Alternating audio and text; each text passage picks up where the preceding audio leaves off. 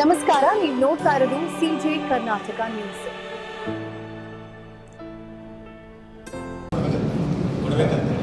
ಅದ್ರಲ್ಲಿ ಏನಾಯ್ತು, ಅಲ್ಲಿ 5 ಇದ್ದದನ್ನ 3 ಮಾಡಿದ್ರು. ಎಲ್ಲಿ ಕೂತ್ ಮಾಡಿದ್ರು?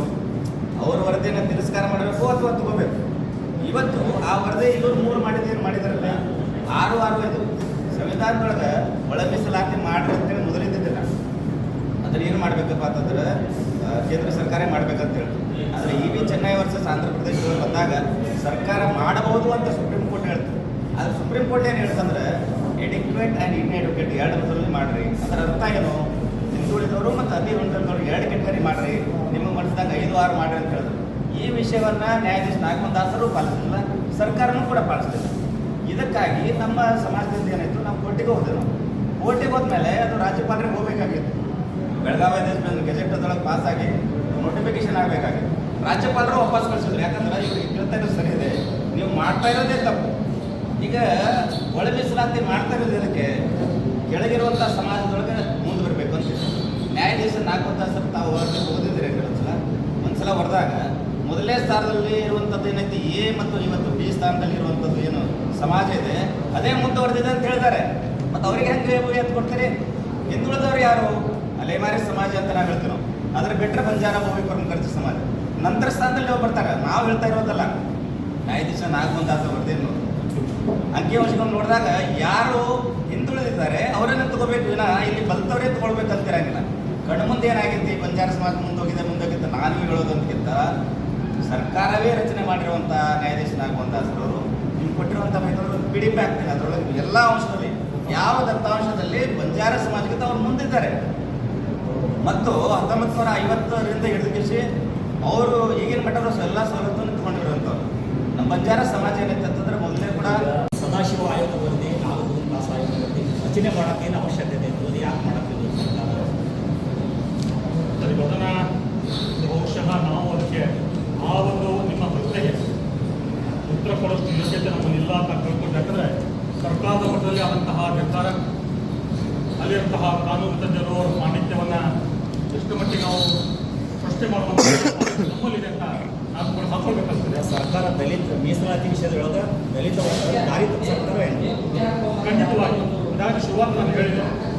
ಆಯಾ ಕಾಲಘಟ್ಟದಲ್ಲಿ ಇರುವಂತಹ ಎಲ್ಲ ಸರ್ಕಾರಗಳು ಪಕ್ಷ ಭೇದವನ್ನು ನಾನು ಹೊರಗಿಟ್ಟು ಮಾತಾಡ್ತಾ ಇದ್ದೇನೆ.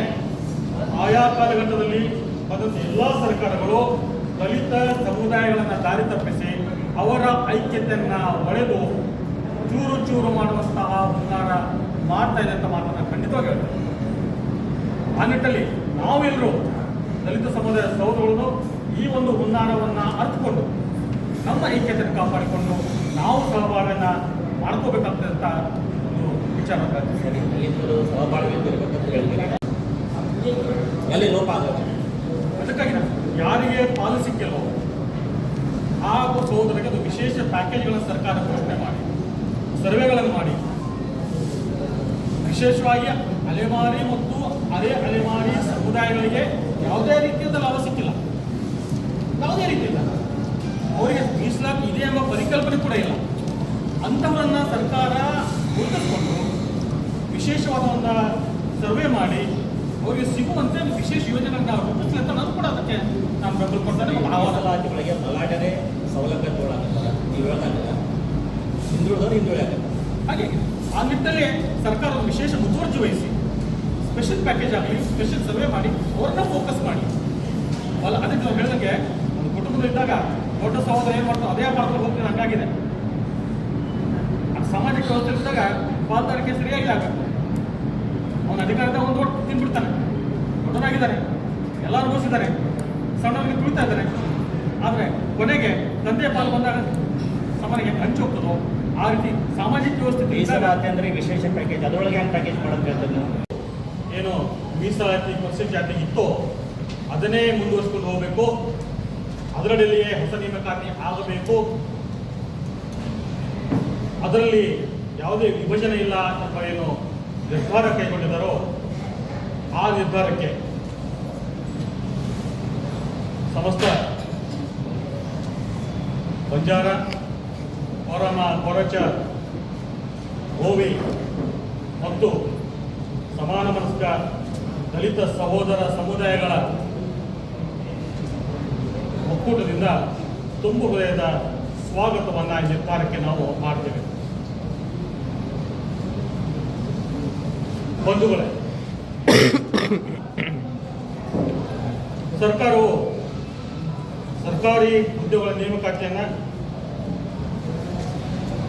ಒಳ ಮೀಸಲಾತಿ ಆಧಾರದ ಮೇಲೆ ಅಲ್ಲದೆ ಹಳೆ ಮೀಸಲಾತಿ ವ್ಯವಸ್ಥೆ ಆಧಾರದ ಮೇಲೆ ಮುಂದುವರಿಸುವ ನಿರ್ಧಾರ ಕೈಗೊಂಡಿದೆ. ಅದರ ಸ್ವಾಗತತೆಗೆ ಸರ್ಕಾರಕ್ಕೆ ಅಭಿನಂದನೆ ಕೂಡ. ಈ ನಿರ್ಧಾರದಿಂದ ಉದ್ಯೋಗದ ಆಶೆ ಇಟ್ಟುಕೊಂಡು ಬಸಪಕ್ಷೆಯಿಂದ ಕಾಯ್ದಂತಹ ಲಕ್ಷೋಪಲಕ್ಷ ವಿದ್ಯಾವಂತಿಯ ಒಂದು ಪರಿಕಲ್ಪನೆ ಇಲ್ಲ, ಅವ್ರಿಗೆ ಗೊತ್ತೂ ಇಲ್ಲ.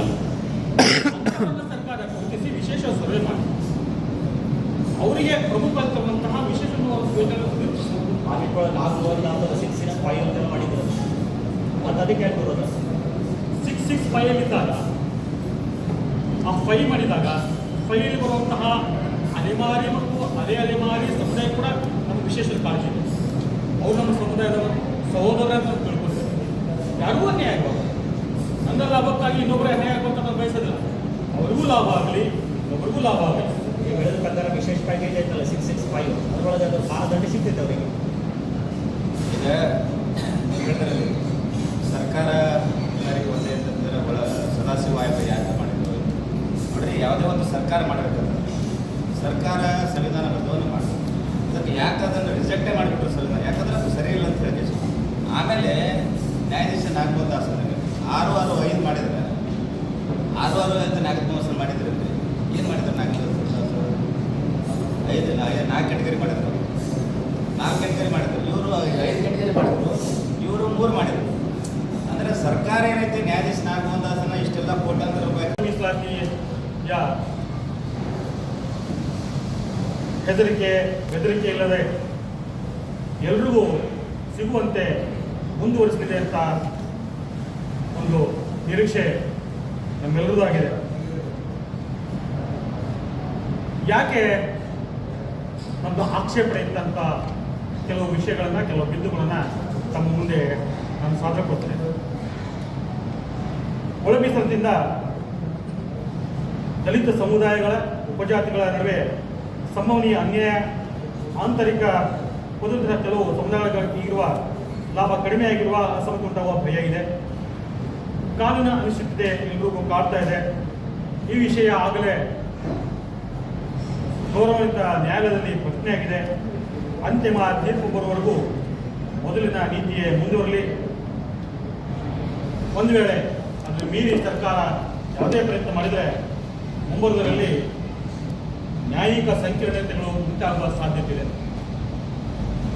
ಸಾಕಷ್ಟು ಸಾಮಾಜಿಕ ಅಧ್ಯಯನದ ದತ್ತಾಂಶದ ಕೊರತೆ, ಮೀಸಲಾತಿ ಉಪವರ್ಗೀಕರಣಕ್ಕೆ ಹಿಂದುಳಿದ ಮಟ್ಟ ಮತ್ತು ಪ್ರಾತಿನಿಧ್ಯದ ಕುರಿತು ಬಲವಾದ ವೈಜ್ಞಾನಿಕ ಹಾಗೂ ಪ್ರಾಯೋಗಿಕ ಅಧ್ಯಯನದ ಅತ್ಯಂತ ಅಗತ್ಯತೆ ನಾವು ಕಂಡುಕೊಂಡಿದ್ದೇವೆ. ಹಲವಾರು ಸಮುದಾಯಗಳ ವಿರೋಧದ ನಡುವೆ ಕೂಡ ಯಾವ ಮಾನದಂಡ ಪಡೆದ್ರು ಆಂಧ್ರದಲ್ಲಿ? ಅಲ್ಲ, ಹಿಂದುಳಿದ ಮತ್ತು ಅದೇ ಹೇಳ್ರಿ, ಆಂಧ್ರದಲ್ಲಿ ಜಾರಿ ಆಗಿದ್ದು ನಿಮ್ಗೆ ಯಾವ? ಅಲ್ಲಲ್ಲ, ಆಂಧ್ರದೊಳಗೆ ಇಲ್ಲ, ನಿಮ್ದು ಇತರೆ ರಾಜ್ಯಗಳ ಜಾರಿ ಆಗಿದ್ದು ಮೀಸಲಾತಿ ನಿಮ್ಮ ಮಾಹಿತಿ ಇದ್ರೆ ಹೇಳ್ರಿ. ಆಧಾರದ ವಿಷಯವನ್ನ ವಿಷಯದಲ್ಲ. ಅಲ್ಲ, ಕೆಲವು ರಾಜ್ಯದ ಮೀಸಲಾತಿ ಜಾರಿ ಐತಿ.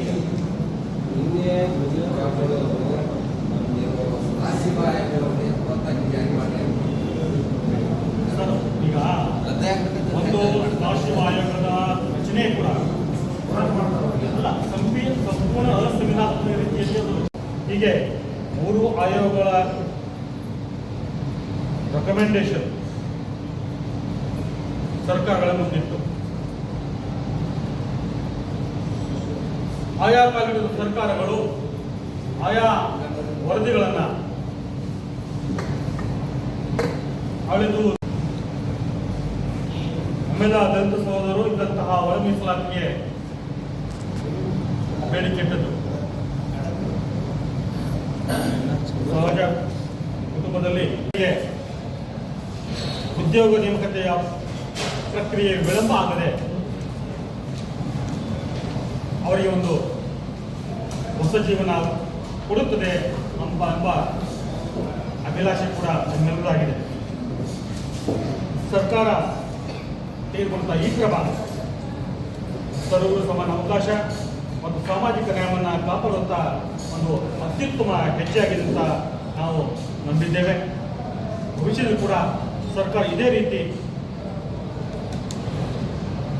ಈ ಪ್ರಕಾರದ ಏನು ಮೀಸಲಾತಿ ಇತ್ತು ಎಷ್ಟರ ಮಟ್ಟಿಗೆ ಅದನ್ನು ಪಾಲಿಸಬೇಕು ಎಂಬ ವಿವೇಚನಾ ಶಕ್ತಿಯಾಗಿ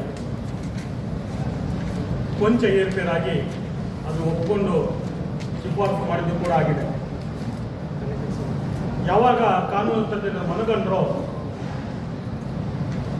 ಸಂವಿಧಾನ ಬಾಹಿರಾಗಿತ್ತು, ನ್ಯಾಯಾಲಯದ ನಿಂದನೆ ಆಗಿತ್ತು ಅರಿತ ನಂತರ ಇದೀಗ ಕೇಂದ್ರ ಸರ್ಕಾರ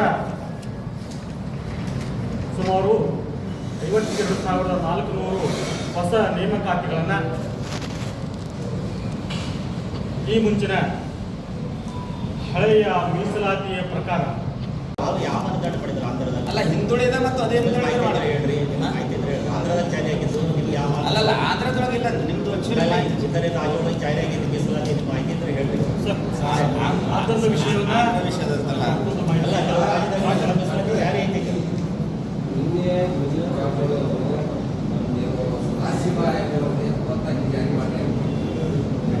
ಸರ್, ಈಗ ಒಂದು ರಾಷ್ಟ್ರೀಯ ಆಯೋಗದ ರಚನೆ ಕೂಡ ಅಲ್ಲ, ಸಂಪೂರ್ಣ ಅಸಂವಿಧಾನಾತ್ಮಕ ರೀತಿಯಲ್ಲಿ ಅದು ಹೀಗೆ 3 ಆಯೋಗಗಳ ರೆಕಮೆಂಡೇಶನ್